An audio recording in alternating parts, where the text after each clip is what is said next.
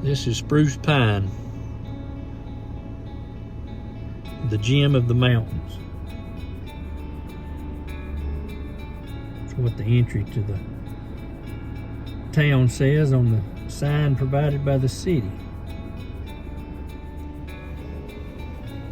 Look here, folks. The flags are flying at half staff in honor of Charlie Kirk here at the Spruce Pine Town Hall,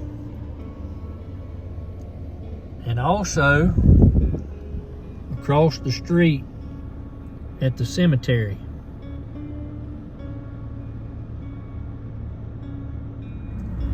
So folks, there's part of the Swiatocho quartz mine in Spruce Pine. That is what they're after up here, is this high quality quartz. And this is part of the mine.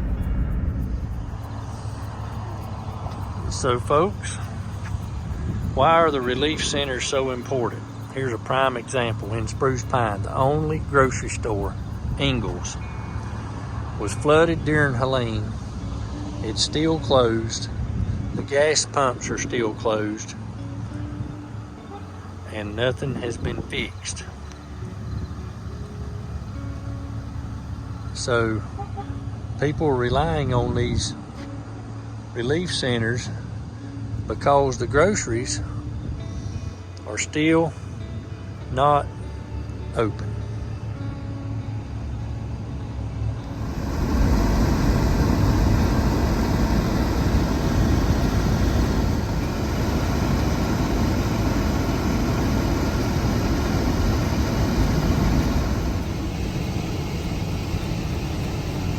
Seeing this all over the place. Campers, and campers. People living in campers. Houses are destroyed. Seeing a lot of this. Get across a bridge and then four-wheeler in.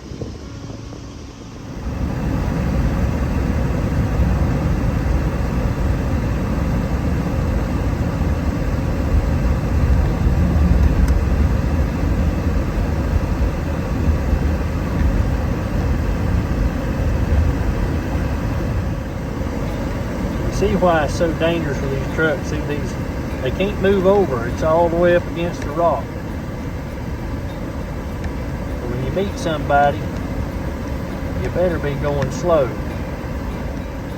Perfect example of the rock slides again.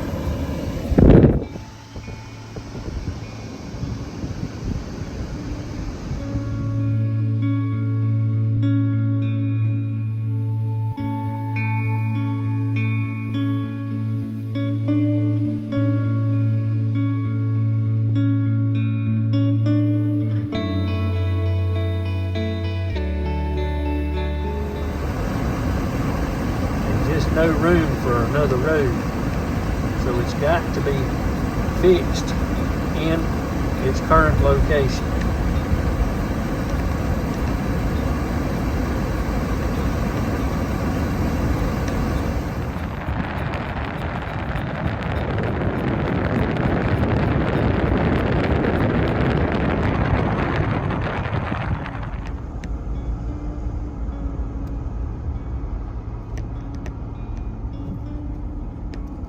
We got new pavement, so you can see some of the infrastructure here. This is on 197.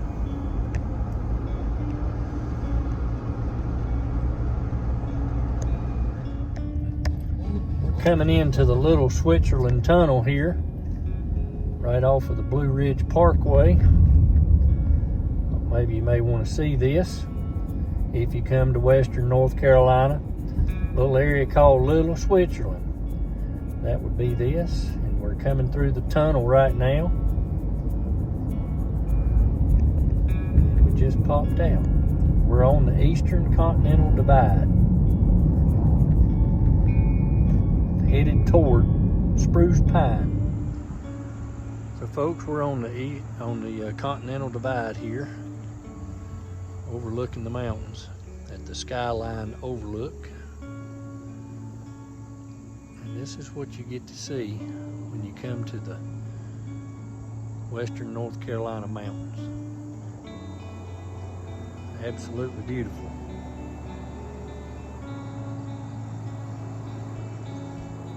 So folks, we're going to start talking about Party in a Pan.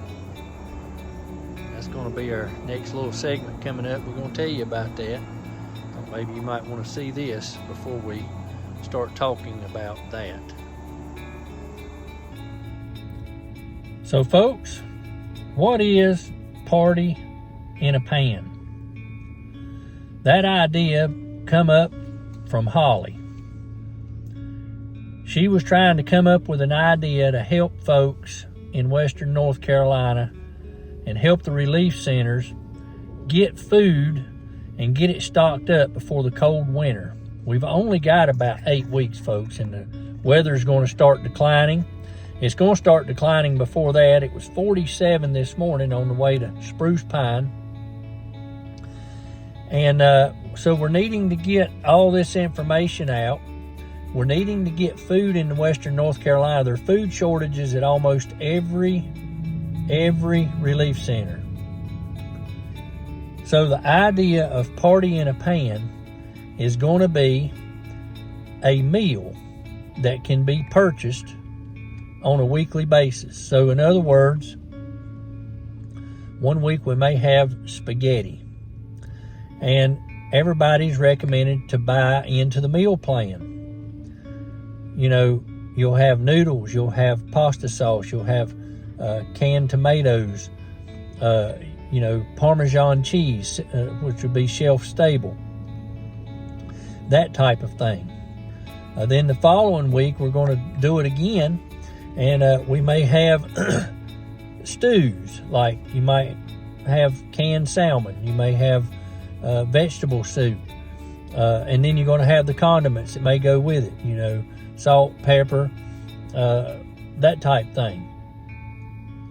The reasoning behind it, folks, is there's a lot of people depending on the relief centers.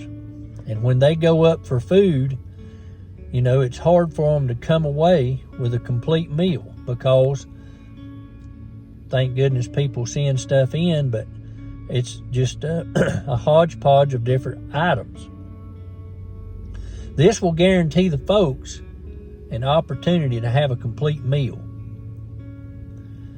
So in the past, they may go up for something, maybe a meal, and they come back with potatoes and macaroni and cheese and, something like that. And no butter or no salt and pepper. None of that may be available. And you got to keep in mind, folks, these folks are in campers, some of them. A lot of them are in the little tiny sheds. They don't have room to store a whole lot.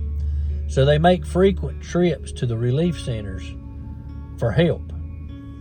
A lot of them, as you're going to see in this video, or you've seen in this video, have one location to cross the river, and they've got to go for a mile back down there to get to where they've been able to, with the help of heavy equipment, to get a camper down in there. And, they're either crossing the river or having to walk all the way back to that one bridge to get out. And that may be just a four-wheeler trail. It may have been a situation like I saw where they probably pulled that thing in behind a bulldozer or something. And then since it's rained and stuff, the solid ground is gone and it's only maneuverable by a four-wheeler. So by these folks being able to get a complete meal, they can plan on it. And the plan behind this too is having overlapping items, not just condiments, but food and that type of thing. And that will help them in their storage issues. I thought it was a very brilliant idea that Holly came up with of doing this. And it's something we're going to try to do, and that's to direct people to the icon at the very bottom. I'm going to provide that picture so you'll see where it's at if you go to the registries. of the different relief centers. DRF stands for Deep River Farm Party in a Pan. And you can click on that and it'll give you what we're trying to promote that week so that they can stock their shelves and have complete meals for these folks when they come in. I'd hate to think I was in their situation and hike from my camper or tiny shed all the way to a relief center for food and come out with potatoes and a plastic fork and trash bags and nothing else was there.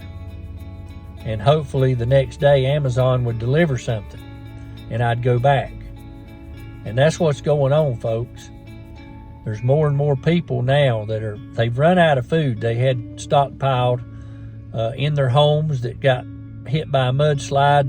Their pantries, they've emptied them, and now they're showing up at these relief centers, and they living in a camper if they was fortunate enough to be able to get one across the river, or they got a tiny shed, or they're still living in their outbuilding, or they're living in a mold infested house. So that's the idea behind it. So folks, I hope you'll take a look at the end of the video in the description. If you'll see the description, you'll see a little word down there that says more. Click on the word more. It's going to direct you to the full description of the relief centers, and you can do that. Hit that icon and order directly from it. We've had a lot of good feedback about this.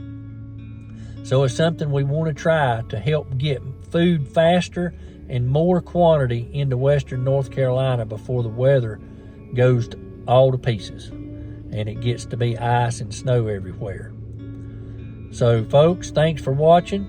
Have a blessed day, and we'll see you on the next video.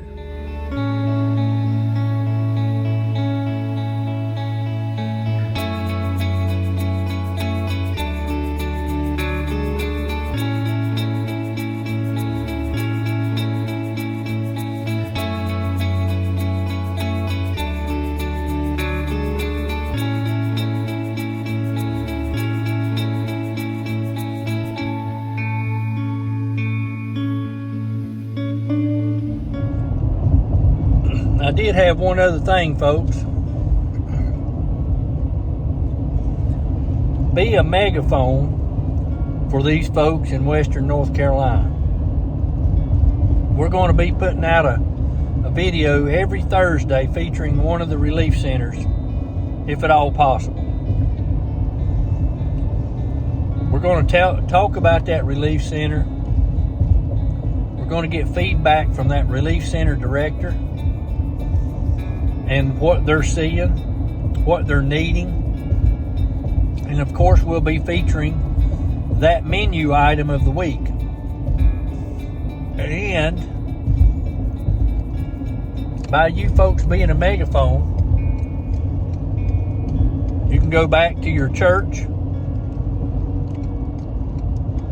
your business, your office, your Sunday school class, your organization,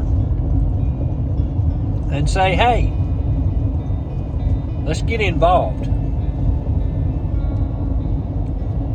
The folks who's been watching this channel for the last year have been the most generous donors that you could imagine. Y'all have kept these people alive and warm. But now we're seeing more people that's coming out of the hills, and there's simply not enough food. And we've got to fix that before it gets really bad and cold and snowy and icy. We got to get that corrected. So churches, where you at on this? You folks mention it. You know, it's when you buy into the meal plan, you know, that meal will feed, we're trying to get that where it'll feed 4 people. A lot of these little tiny sheds has got children in them and stuff, and these campers for sure. We've tried to find these people that had children in these little tiny sheds to get them out and into a camper. If we know about them, we've been able to help them. So folks, be the megaphone for these people so they're not hungry over the winter. Just get people involved. Tune them into the channel here. They'll see what's going on. They'll know. We try to keep everybody abreast of what's going on, how their donations is working, and they see that, where they're going, who's getting them. And now it's time for the food. We've already had a May Day for food, and the food came into the relief centers extremely well.